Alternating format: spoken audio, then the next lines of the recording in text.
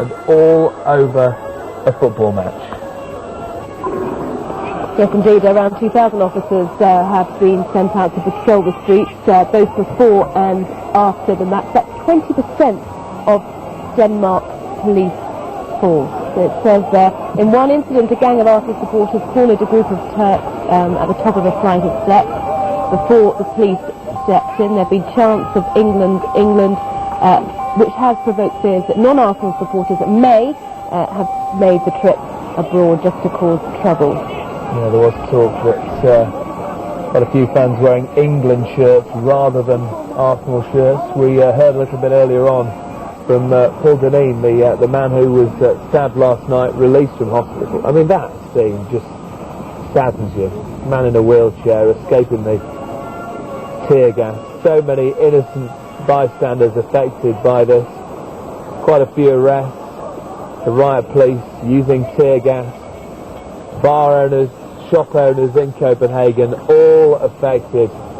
Chairs, bikes, missiles, bits of scaffolding used in the violence.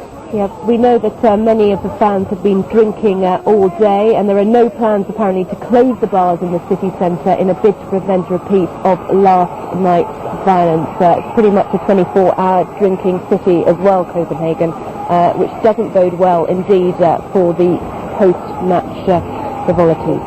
There's still some doubt as to how the trouble actually started in the first place. It appeared, though, that the violence flared when the two sets of fans began to taunt each other.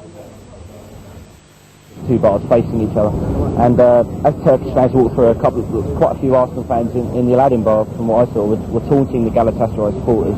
But then a lot of the Galatasaray supporters were not very happy about that, obviously, so they kind of formed a line across the front of the square there, and then the police kind of formed a barrier in front of them, and then the Arsenal fans kind of spilled out of the alleyway and kind of stood in front of the Palace Hotel, and the Galatasaray fans were kind of in the square, so there was like a sort of barrier between the two, and then obviously bottles came flying over, and then tear gas came over. That's basically it, and a lot of our fans kind of went around the back streets over there to try and get away from the tear gas. What Galatasaray are doing here, they should have been banned after the Leeds game anyway. They stabbed two of our supporters last night, another one today, pushed another one under a car over there. They're animals, they shouldn't be here. They should be thrown out of the competition. Well, yeah, what are they doing here? They shouldn't be here. What did you see about how it started? We were standing over the pub over there. We're inside of the pub. We just sort of looked out the window and just saw a load of tear gas going off and fighting and people running everywhere, so we didn't see it start. But I will say there's a lot of Arsenal supporters that didn't wear colours, so you don't know if they're Arsenal supporters or not. Could be anyone. So most Arsenal supporters wear the colour, and there was a good 100 people at the front that wasn't wearing any colours. Okay, we'll of course keep you right up to date with events in Copenhagen before kick-off, which at 7:45 our time.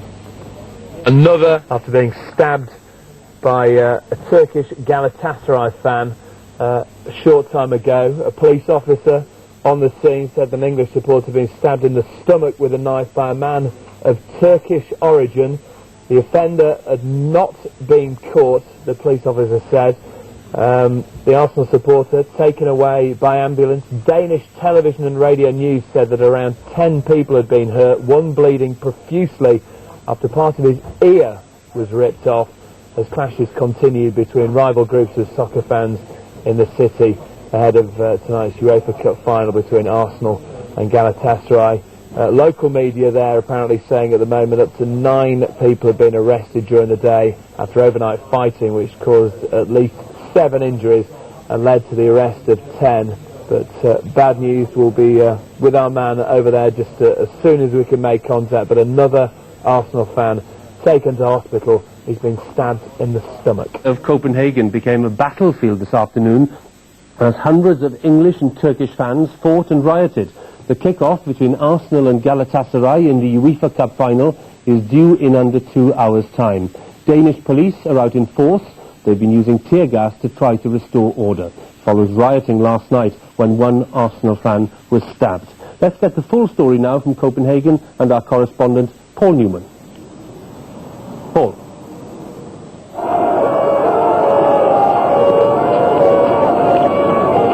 Renewed disturbances in the Danish capital tonight, just a couple of hours before the UEFA Cup final. The tensions among opposing fans once more spilling over into violence. The police say supporters from both Arsenal and Galatasaray were involved in skirmishes which took more than half an hour to bring under control. Many of those caught up in the fighting had spent the day drinking in local bars. For the first time, the Danish police had to use tear gas as a large number of officers were rushed to the scene. The authorities' hopes of preventing a repeat of last night's violence proved hopelessly over-optimistic.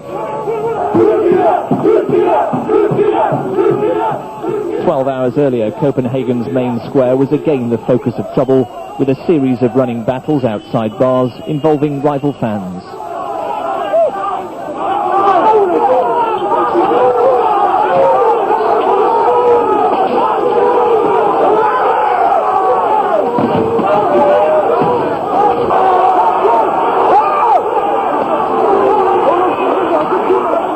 The police say more than 300 fans were involved. The fighting appeared to be out of control for a while, with very few police officers present. In the mayhem, one Arsenal fan, Paul Deneen, was stabbed in the chest. He was given treatment in the road by other fans who used their shirts to stem the flow of blood. This afternoon,